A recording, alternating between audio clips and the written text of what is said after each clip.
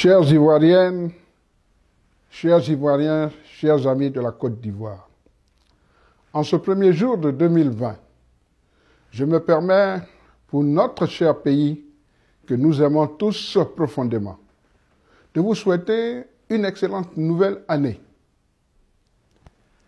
Je souhaite qu'elle soit pour chacun et chacune d'entre nous à la mesure de vos rêves. Des rêves que vous formez pour vos proches, vos familles et tous ceux qui vous sont chers. En ce début d'année, des vents mauvais soufflent sur la Côte d'Ivoire. Des vents de division, des vents de haine, des vents porteurs de nouvelles violences, des vents auxquels il est encore temps de barrer le chemin. Pour notre chère Côte d'Ivoire, 2020 doit être l'année du sursaut et de la mobilisation.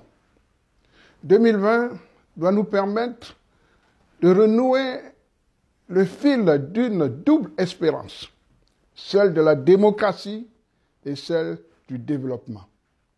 Il n'y a pas de fatalité, à condition de savoir prendre notre destin en main.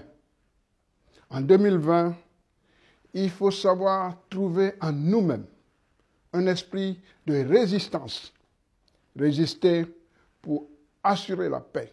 En ce début de la nouvelle année, rien n'est joué, rien n'est perdu, à condition de le vouloir vraiment.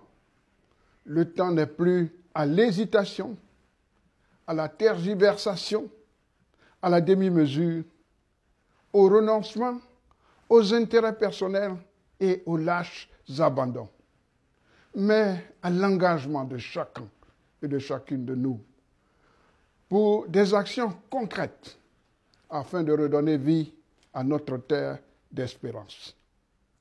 Je forme pour 2020 le vœu d'une vraie réconciliation avec le retour de tous les exilés et la libération de tous les prisonniers politiques. Je forme pour 2020 le vœu d'une passerelle démocratique, une transition pacifique, démocratique bien sûr, qui évite à la Côte d'Ivoire de sombrer dans les nouvelles violences. En cette année 2020, où nous fêterons les 60 ans de notre indépendance, je forme le vœu qu'ensemble, nous sachions retrouver l'esprit de fraternité et de paix. Notre destin est entre nos mains, sachons le saisir. Bonne et heureuse année à tous et à toutes, et que Dieu bénisse la Côte d'Ivoire.